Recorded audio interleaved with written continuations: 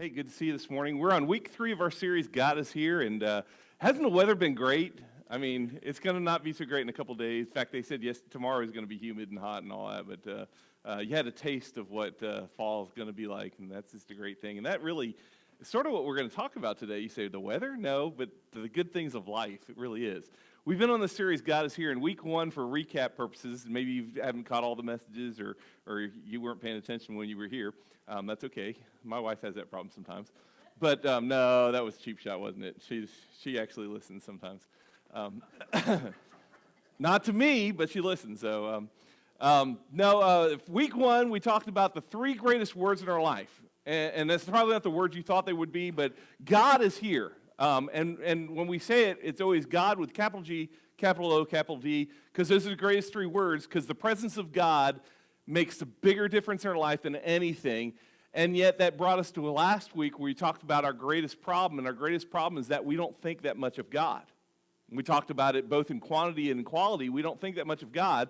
And we ended last week by talking about the fact that in the book of Psalms, Psalm 63, David pointed out the remedy to that. God's biggest solution, bigger solution to our biggest problem is that we should seek God. We should see God once we seek Him and be satisfied with God. The question I have today that's going to lead us into this discussion, because we're going to sort of get it, because I think so often we go to church and we get a lot of like platitudes, we get a lot of things, but not always are they in the practical solutions. So today's going to be more practical than anything, but it's going to follow a theme throughout the Bible, because today we're going to talk about if we're supposed to seek and we're supposed to see and we're supposed to be satisfied with God, how does that work every day of our lives? Because we've talked about these things that sort of are good verses in the Bible, but how do you do them every day? How does it work every day? Because so often we turn to the culture of this world and we become very negative people. In fact, to be honest with you, I find there's a lot more negative people out there, and I tend to dwell with that negativity in my life too. You ask somebody how this last week was, and they're like, and that's how I answer people too. Like, I don't want to be a liar because it wasn't always great, but it had its good moments, it had its bad moments. But a lot of it's because we don't get how to practice week 2, because we don't think that much of God, and so we drift into the cultural problems of today, don't we? We just get so upset and we forget. The psalmist, when I read the Psalms, I feel so bad because David and Moses and Asaph and all the guys who wrote the different Psalms, even Hezekiah who compiled some of these Psalms, they were so positive about God, and I find myself like, man, I don't really think that much of God. I mean, remember Psalm 73 where we started this whole place with Asaph, and he was like, there's nothing I desire on this earth but to be near God. God's the greatest thing, and that's the whole idea. So how do we make this practical on a day-to-day aspect of our life? That's the question we're trying to deal with today. And if we were going to give you a title for today's sermon, it'd be this. That's it. This. Some of you guys are like, yeah, what is it? No, this. And I'll explain what this means in just a moment. About 700 BC, there was this guy named Isaiah. And you probably are familiar, if you've been around church, you probably heard about Isaiah. He was a prophet. In fact, we give him the classification of being a major prophet. That doesn't mean he was a big guy like I am. It doesn't mean he was a big deal. He was a big deal, but it just means he wrote a lot. In fact, we have broken it down to 66 chapters of what he wrote, and he just wrote a lot more than some of the other guys. Guys who wrote a lot, they were called major prophets. The guys who didn't write as much, they were minor prophets, and that's how we distinguish them. He was a major prophet about 700 BC. And right before Israel or Judah gets taken off by Babylon in captivity, and he deals with some of the issues, but one of the circumstances, and we've talked about this before, that marks Isaiah's life is early on in his life. A guy that's king, which was a very good king for most of his life, a guy named Uzziah, he was king, and he dies, and in chapter 6, one of the familiar passages, it says in the year that Uzziah died, he was taken and given a vision of God's temple in heaven. And he starts telling us about this experience he had, this vision. It wasn't that he ate pepperoni pizza and it didn't sit well with him, or he stayed up too late and he had weird dreams. This isn't a dream. This is a vision he had. And he sees the throne room of God. And if you've read that passage before, and I'm only going to just pick out one verse, and we're going to look at this one verse. But what he sees are smoke and all the trappings of God's glory here. And he sees these angels that they call seraphim. And they are circling around, and they're repeating the same thing over and over again. And in Isaiah chapter 6, in verse number 3, it says that while they were calling to one another, these angels, these seraphim, they're calling to one another. This is what they said. They said, "Holy, holy, holy is the Lord Almighty. The whole earth is full of his glory." Now, we've read that probably 100 times, read it, said, yeah, that's awesome. They're singing praises to God, and then they move on. And we focus so much on Isaiah and how it changed his life that we fail to see what they're really saying here. The other problem we have is what we talked about last week. We use a lot of churchy words that we don't even understand. Words like holy and glory. We use this all the time. We sing in songs and we're like, glory to his name, and what does that really mean? And last week we took a minute just to give you a little bit of those definitions to help us with this. But if we take what we learned last week and we apply it to what they're saying here, really what those angels are saying here is, instead of saying holy, holy, holy is the Lord Almighty, we would probably put it in more modern language. We would say it like this: God is wonderfully different. God is wonderfully different. God is wonderfully different. You say, that's sort of weird. No, that's what the holy means. Remember, it's set apart for a special purpose, set apart because they're wholly different. And so when they talk about this, they're repeating this, that God is so different. He's not like anything you've ever seen. He's not like anything you've ever experienced. He is so different, and they're glorying in this. Now, these angels, their job was to glorify God, but it wasn't their job to glorify God. You know what I'm saying? It wasn't like your job, you know? Their job they were excited about. These were angels who were honored to have the job of doing what they were doing. And so when they repeat this holy, holy, holy, it's not like, okay, we just get paid to say this kind of thing. We had to sing this song today. This is all that was on the schedule. No. What they're experiencing is God's greatness and his vast difference. And so what they do is they're going, hey, God is so wonderfully different, you just need to know it, and they want everybody to know it in this setting of heaven. But then they say, the rest of the statement is, the whole earth is full of his glory. And I find that to be strange, because if we were to put that in modern vernacular, we use that word glory all the time, and I'm not sure we really get it. I mean, we use it in songs like Battle Hymn of the Republic. You know, my eyes have seen the glory of, and we just sing those words, but do we really understand what that means? Especially when we don't think that much of God. Remember, that's what we came up with that conclusion last week. In fact, God came up with that conclusion. I didn't come up with it. But what we would understand if we put it in modern vernacular, what these angels are saying is, the whole earth is telling us that God is a big deal. Now, where did they say that God's a big deal? In heaven?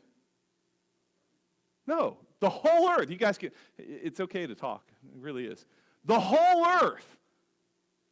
earth shows that God is, and God with that capital G, capital O, capital D, not the little God that we have. God is a big deal.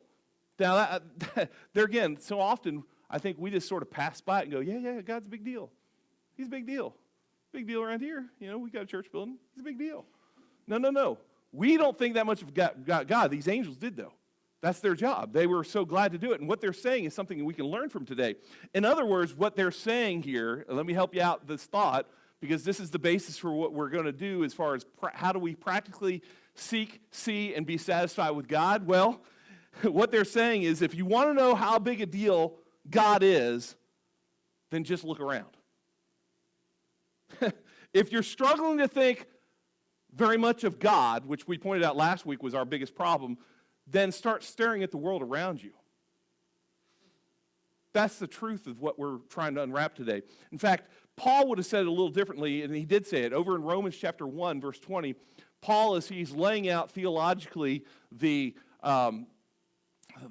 need for the doctrine of salvation, justification, sanctification, all these different big doctrines, he starts out with the question that somebody poses all the time, is how could a person who's never heard of God be condemned to hell?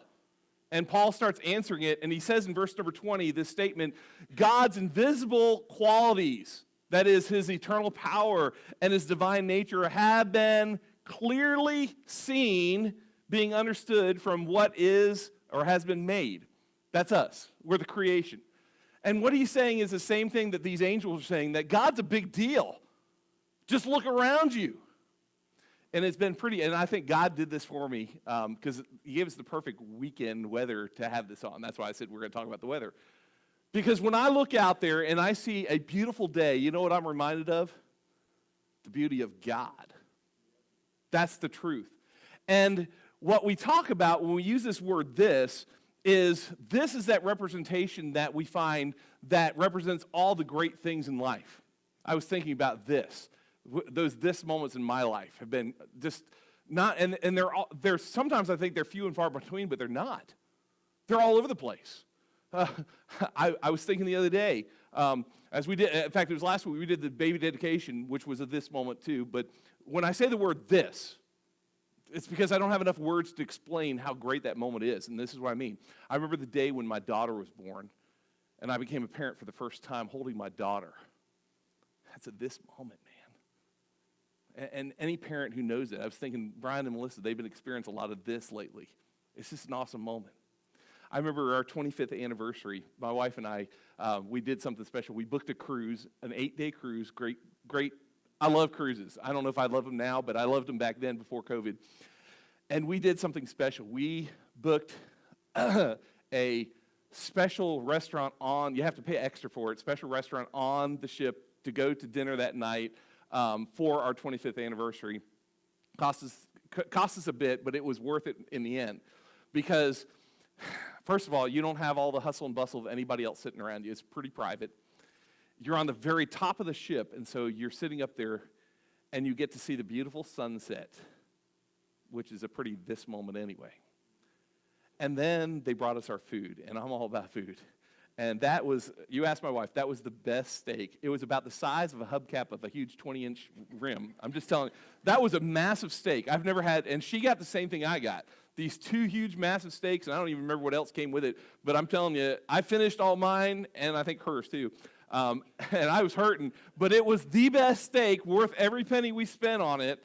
And I remember that was a this moment with being there 25 years with my wife and getting to see the sunset and getting to see, I mean, just all the things just perfect. And just the only thing perfect is I stuffed myself too much. That food was pretty good. And then the rest of the evening from there went downhill because I was hurting so bad. But it was a this moment. Food can be this, isn't it? You know what I'm saying?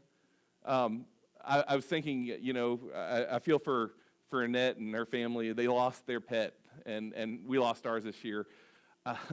This moment in my life was my dog.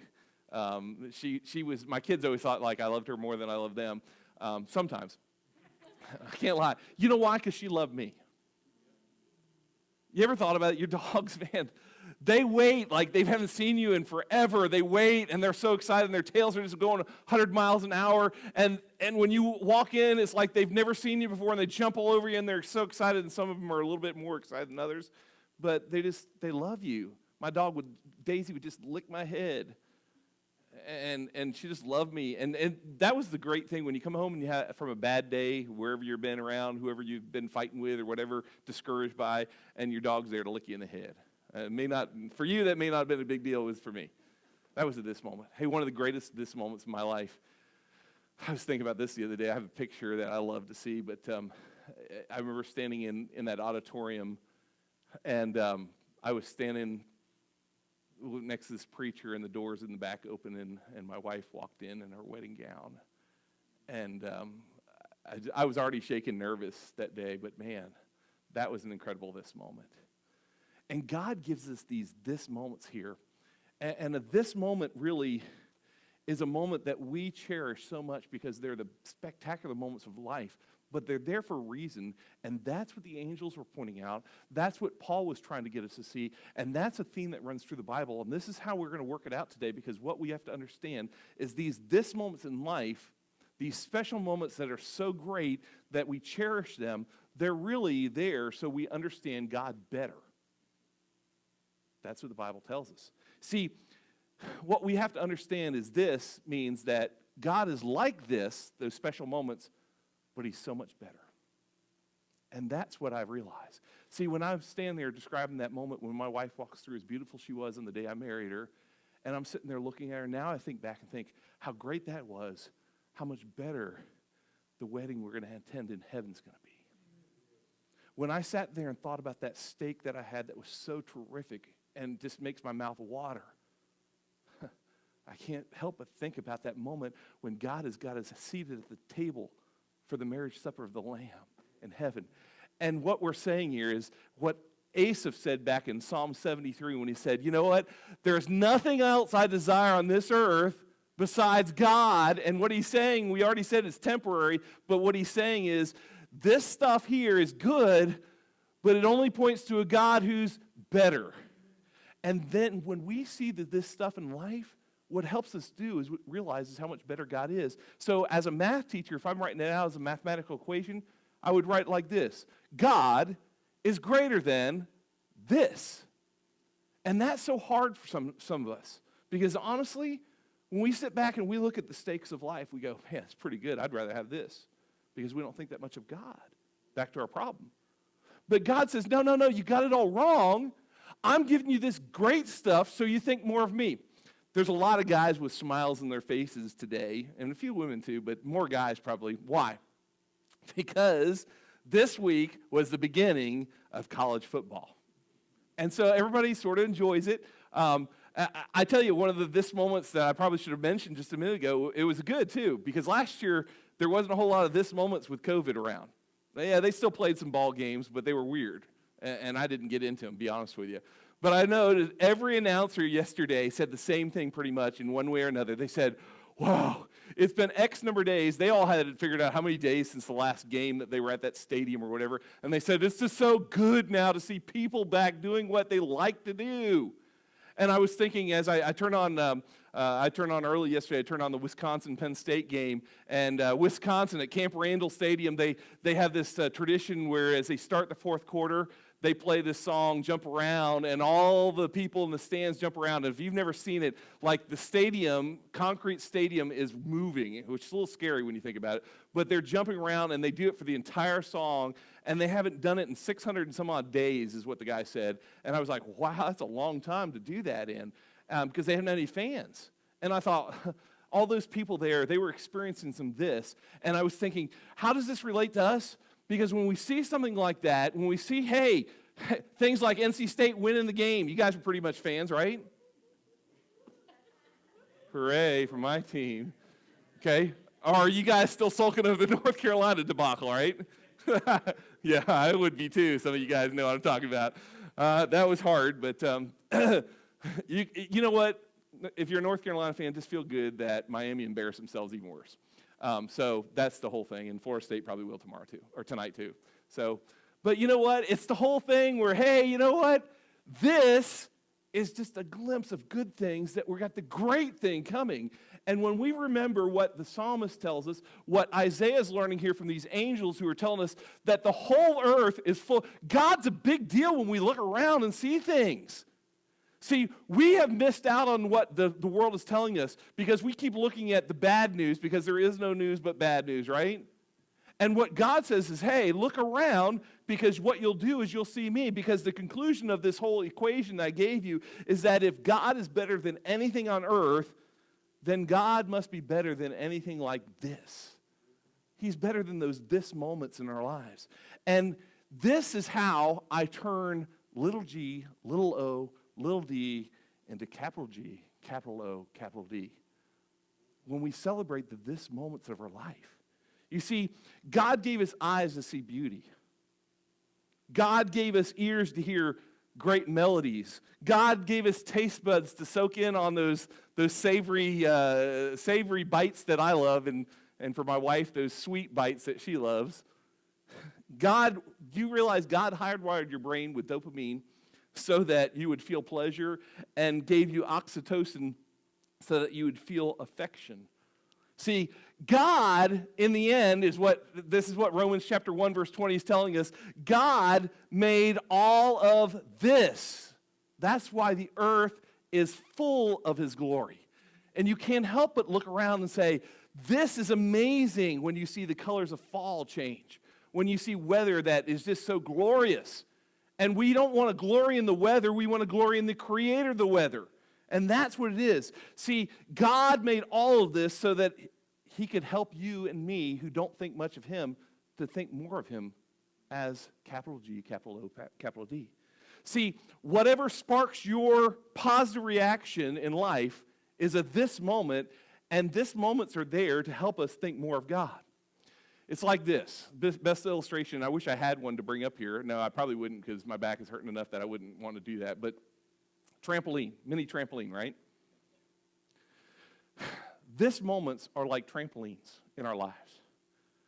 Follow me. They're there so that we can put our hearts on them and have them lifted to heaven to see God. That's why God gives us the this moments of life. That's really what the Bible's telling us.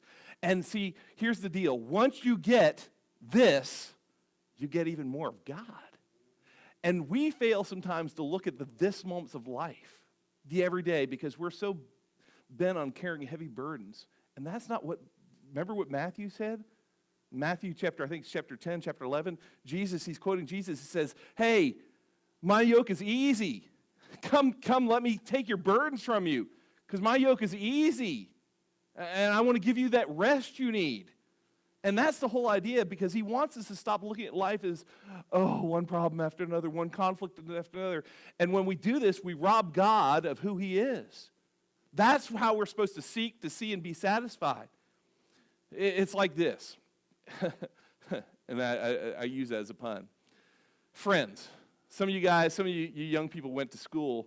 And if you remember back, maybe the first day you were at a school, maybe it wasn't this year, maybe you've been there at that school and you're the king of the class and all that, but the first day you were at a school that you didn't know anybody. And you sat down for lunch, and none of your friends were in that lunch period, or I don't know if they still do that anymore, but you sat there thinking, oh no, I'm going to sit by myself, and you're feeling pretty sorry for yourself, and somebody came up who just met you and said, hey, can I sit with you? You know, that's an example of how God uses a this in our lives, right? Because that friend becomes that person who says, you know what, I'm going to help you in your time of isolation. I'm going to help you to not be isolated. And what he's really saying is, I'm a picture of what God is for us all the time. Maybe it's something more like not just a friend, but maybe it's family. I was thinking about Hope and Ian back. Hope's holding on to that baby tight.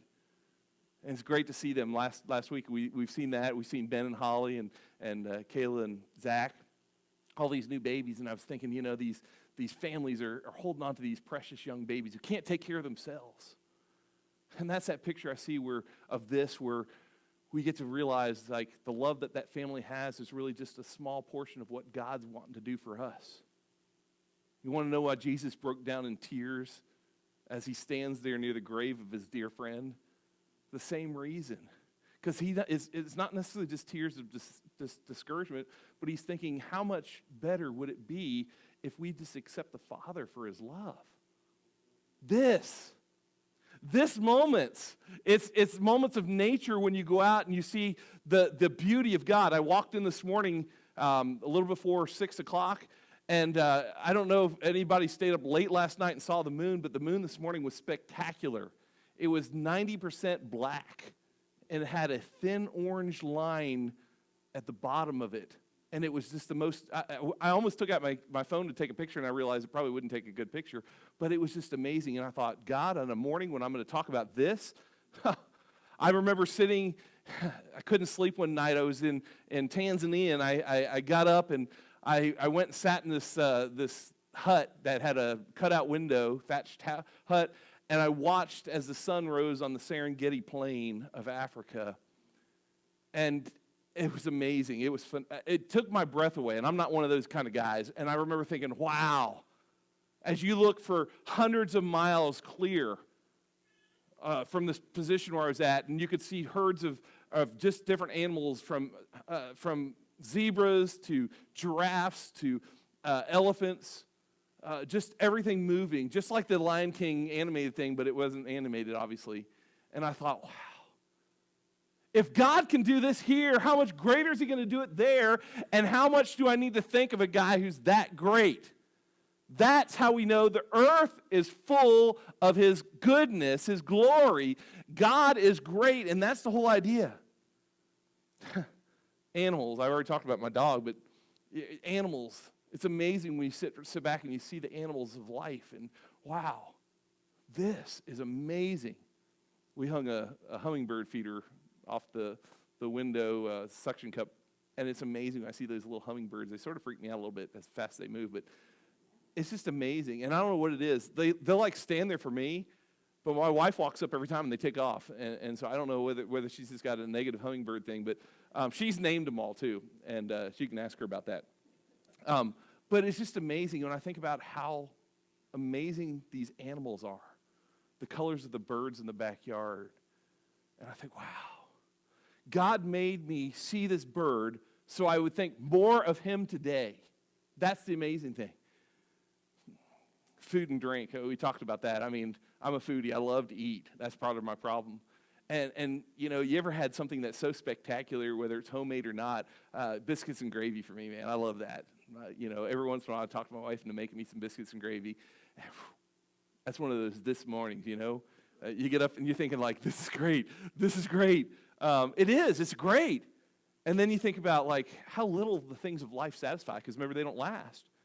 But this is just a glimpse of what God's going to do for it. In fact, 1 Corinthians chapter 10. This verse fits exactly with it.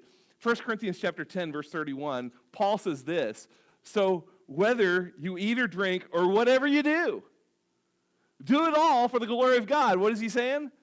Whatever you do, even if you eat or drink, it's a reminder that God's a big deal. Do you get it?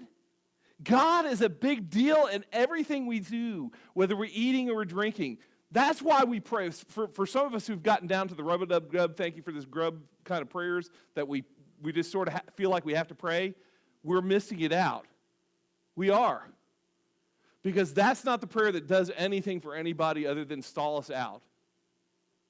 We should be praying like, God, thank you for this great food. It is an awesome thing. Now, if you're sitting back like, how do you pray for something that's not so great? That's next week. We'll talk about that. Because next week the title is That. That's it. That. I know I spent a lot of time on these titles, but this. Paul knew it. He's saying, hey, you know what? Really what he's telling us is life is one big trampoline park where you can bounce your heart up to heaven to see God by just looking around and seeing the great things of life. We just miss it sometimes because we're not looking for good things. We do. We forget to see the good things of life. We're dwelling on our problems, and we have a tendency to, instead of magnifying God, which the psalmist told us to do, we magnify our problems. And we don't think that much of God. How do we seek? How do we see? How do we be satisfied with God? By thinking about this.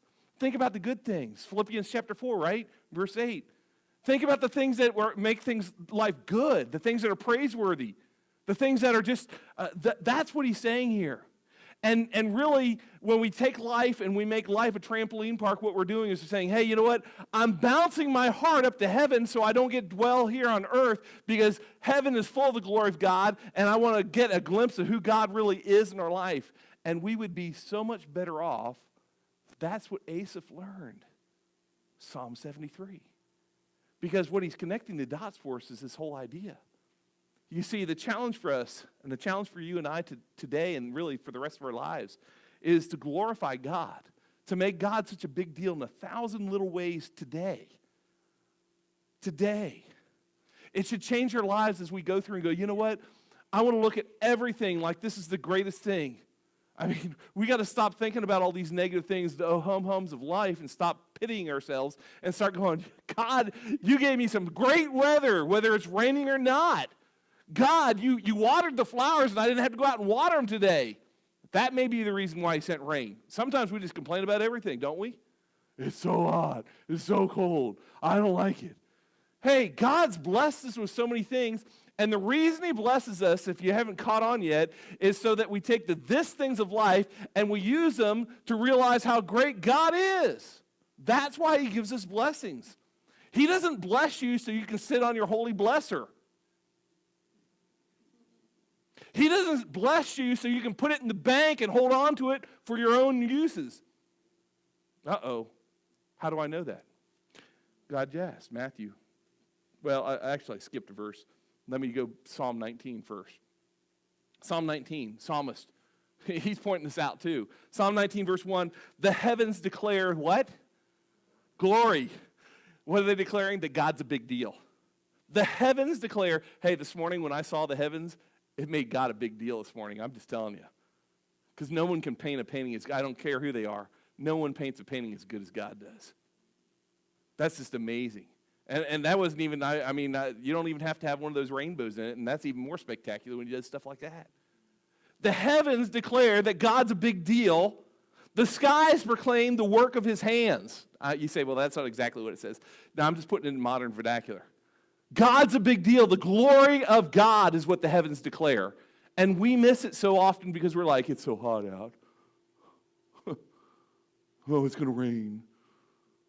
We do, don't we? Come on, people. We miss this, and this is here, so we see God clearer. And how do we get over our biggest problem? Our biggest problem is that we don't think much of God. See, here's the deal. I should be looking out there thinking, man, you know why I like Sunday so much? Because I get to see you guys. And every time I see you, this is the honest truth I've realized. Every time I see you, I think this. You know, this. You guys are amazing. And it makes me so excited because I realize it's going to be even better in heaven. I really do. This is amazing. This is just phenomenal. We do so, and you think about these this moments in life. And we get these this moments, and it goes on. Let's go to Matthew. I told you I was going to go to Matthew. Jesus' statement, Matthew chapter 5, Sermon on the Mount. This is what he's just got done talking about a light that shines and shouldn't be hidden. He says this, in the same way, that means don't hide your light. He says, in the same way, let your light shine before others that they may see your good deeds and glorify your Father in heaven. Do you realize, I guess what I'm trying to say here in this, you were created to be this. You were created to be this. I don't know, I'm going to embarrass them now.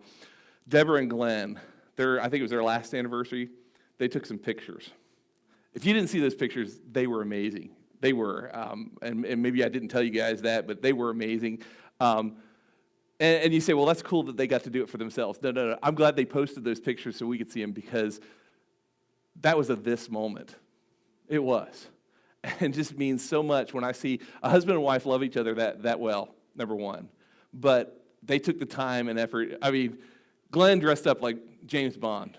He was smooth. He had the car and everything. And I'm just thinking, that is such a glimpse of this. It really is. That is what we're talking about. And we're supposed to be this. Why? To encourage other people. That's what Jesus is saying there in Matthew chapter 5. He's saying, you know what? Don't hide yourself. And by the way, we've interpreted it the wrong way because we think like it means I've got to go out and knock on every door and confront people with truth. No. You just need to be this that points it to other people so they can see God because your good works will glorify God because he's a big deal. That's what this is all about. That's the truth. We need to stop complaining about our aches and pains. We all have them. If you don't, you're going to get them. And let's start thanking God for the days we have. Because every ache and pain, I hate to, my back hurts still. But every ache and pain, I think about other people who are worse. And the truth of the matter is, I need to be thanking God that he gave me the ability to get out. I cut my lawn yesterday. You say, that's not a big deal. I hate cutting my lawn. Hey, 3 months ago, I was having to have other people do it for me. I was enjoying it yesterday, especially in that weather yesterday. Wow. I was at this moment. I was sitting back thinking about all the thises of my life. And I was thinking, wow, this is so awesome. It really is. Cutting grass. Yeah. Because it glorified God. Because he's a big deal. And let's stop making him into small deals. See, the small-minded person said, I had to be here today at church because I have to. And you don't get it. I feel sorry for you. See, we're supposed to be this for other people. We're supposed to be those moments that people look at and go, hey, you know what? And that's what I get from you guys. I look at people different, and it's different people all the time in our church who just like Glenn and Deborah, that was a this moment. And it was a this moment for them, but it was also for me too. When I saw Lisa out working on plants Monday in the heat, and Monday was hot. It was a nasty hot day on Monday. In fact, I was sweating and everything too. I had to go home and change my clothes and come back to work. That was at this moment. She did. By the way, if you've never noticed the flower bed and all that, she has done a great job out there getting flowers to grow and keeping them nice looking and all that. And they're not uneven, Johnny. And she didn't pay me to say that one. But no, it's just this, because that's what God gave her that ability to do. I'm telling you, He didn't give everybody that ability. I would kill flowers like that. But that's a great thing. And I think, wow, she's using what God gave her. That's at this moment. I think about Rob and Sarah. You know, Crystal's out of town. We needed some help. Hey, this guy and his wife came up and did. And by the way, she's not always feeling great because she's pregnant. And I think, wow, that's so awesome. This. And they're not, it's not about them. See, that this moment could be about them, but it's not really, because what they do makes me think more of my God. It gives me hope that there's somebody else that cares enough to want to sing the praises of God rather than the praises themselves. This. God says when we do this, we become that person that encourages somebody else. See, when people see what God we serve and how we glorify Him and how we make a big deal of Him, they remember what a big deal He is. When they see goodness and patience and compassion and selflessness and generosity, that's what we're supposed to be doing. That's what Jesus says to His disciples there in John chapter 13. He says, hey, a new commandment I'm giving you, that you're supposed to love one another because nobody else is doing it. And when you love one another, you're going to be good examples of who I am, because the greatest love, and He goes on in chapter 14, 15 and tells you what this great love is. Greater love has no man than this, that a man lay down his life for his friends. And Jesus takes it one step further, even further than His statement, because He laid down His life for His enemies too. He died for everybody. Paul was clear on it. He said the fact that I was still a sinner when Christ died for me is amazing. And that's the truth. And when we see people go out of their way to just do little things, what we should be thinking is about the big things that God does for us. And not give them honor, but give God honor, because that's really where we fit in. So when you take the time to write an encouraging note to someone, you know what you're doing is you're helping them connect to this in their life, to a God who's so encouraging. When you take the time to put down your phone and stop looking at your Instagram and Facebook messages and acknowledge somebody, you know what? You're reminding that person that they're as important as God thinks they are.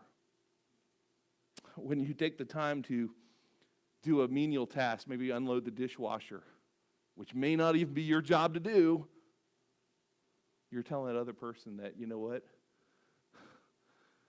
God looks at us and does these menial little tasks for us too all the time. And when you have hardcore conversations that lead to actual reconciliation with someone who's been a friend but they're struggling, you know what they realize? This is how God is trying to reconcile us back in the biggest moments of our life. And we become a this for everybody else. You know, the point of today is this. You and I exist as Christ followers to help people think the most important thought. God. Most important thought. God. So I would encourage you, challenge you. If you're struggling to think about God in a practical way, find the beauty of every day, the this moments of life, and celebrate them, because they're nothing compared to what God's got in store for us. And then be somebody else's this moment as we move forward.